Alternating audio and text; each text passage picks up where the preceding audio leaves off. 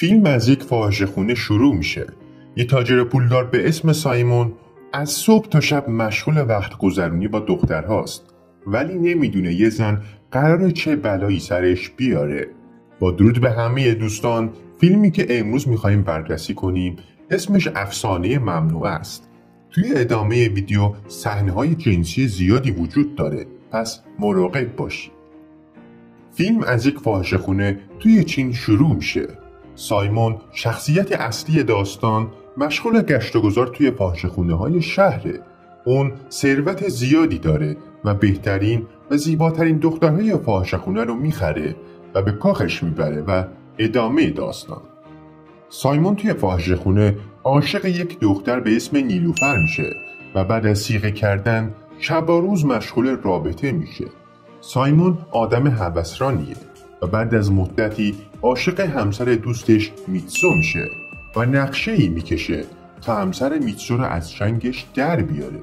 برای همین از طرف نیلوفر نامه‌ای به میتسو مینویسه و به میتسو میفرسته.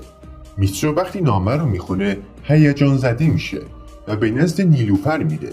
تو همین اوضاع همسرش متوجه نامه نیلوفر میشه و میتسو رو تعقیب میکنه و نیلوفر و میتسو رو توی معبد میبینه. زنش حسابی عصبی میشه و چند تا سرباز به سراغش میفرسته و حسابی کتکش میزنن. سایمون وقتی به دیدار میتسو میره از همسرش میخواد که یک چای واسش بیاره. وقتی همسر میتسو برمیگرده، سایمون مخفیانه به چای همسر میتسو داروی افزایش شهوت میریزه و به همسر میتسو میده تا بخوره و بعد از عسل کردن دارو جلوی میتسو با زنش رابطه برقرار میکنه و میتسو از شدت فشار سکته میکنه و میمیره. بعد از اینکه همسر میتسو به دومین صیغه سایمون تبدیل میشه، همسرش شروع به دشمنی میکنه و توی شهر شایعه پخش میکنه که میتسو به دست سایمون کشته شده و وقتی این خبر به گوش برادر میتسو میرسه تصمیم میگیره انتقام برادرش رو بگیره. برادر میتسو توی راه با یه زنی به اسم سانو آشنا میشه. بعد از صحبت کوتاه سانو میگه پدرش به دست سایمون کشته شده و میخواد از سایمون انتقام بگیره. مرد وقتی صحبتهای سانو رو میشنوه شروع به تعریف داستان خودش میکنه و میگه میخوام از سایمون انتقام بگیرم. سانو مرد رو به خونش دعوت میکنه تا شب رو بمونه و فردا به سراغ سایمون بره. مرد پیشنهادش رو قبول میکنه. توی شب مامورا مرد رو به جرم تجاوز دستگیر و زندانی میکنن و سانو به مرد تهمت تجاوز میزنه و نقشه سایمون و سانو حسابی میگیره.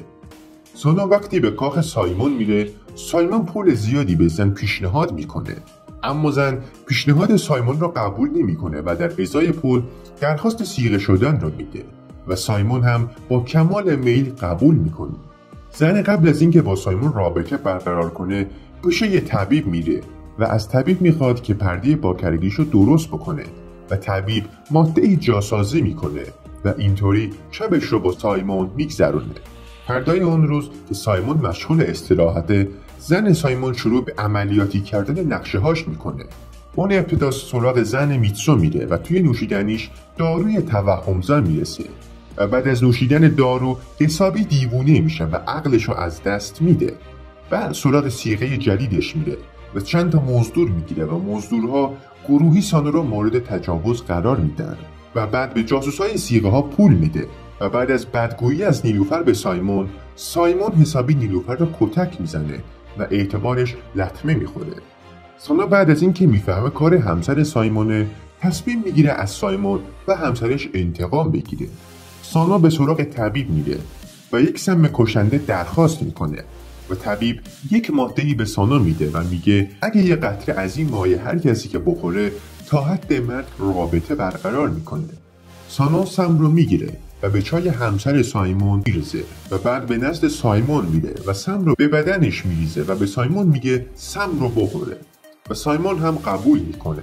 بعد از مدتی که سم روی سایمون و همسرش اثر میکنه، سانو سایمون را پیش همسرش میبره و اونقدر رابطه برقرار میکنن که سایمون و همسرش خونریزی شدیدی میکنن و بعد از مدتی خونشون رو از دست میدن. بعد این واقعه سانو اتهام تجاوز رو پس میگیره و این در حقیقت نقشه این دو نفر بود تا از سایمون انتقام بگیرن. دوستان خیلی ممنون که تا انتهای این ویدیو با من همراه بودید. برای حمایت از ما لطفا کانال رو سابسکرایب کنید و با لایک کردن ویدیوها از ما حمایت کنید.